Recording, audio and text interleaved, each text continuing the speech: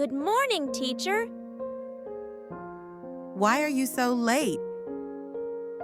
You'll be punished next time. I'm sorry, teacher. Am I late? It's all right, darling. Please take your seat. All right, children, let's start the exam. The kitten completed the exam without making a single error and was eager to find out his score. Children, your results are ready. Yay, I got the best grade. Hooray! You're such a great student. Thank you, teacher. Why did I get a poor grade? Because you don't deserve a better one.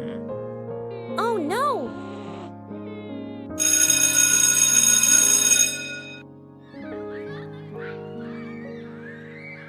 Can I go home now, teacher?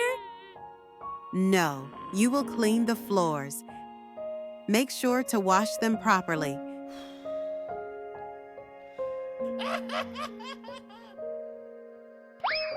Oh no, you are such a careless child.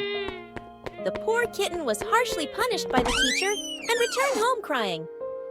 Oh no. He told everything to his mother.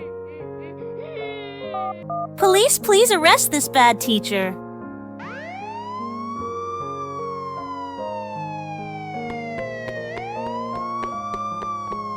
The police arrested the teacher.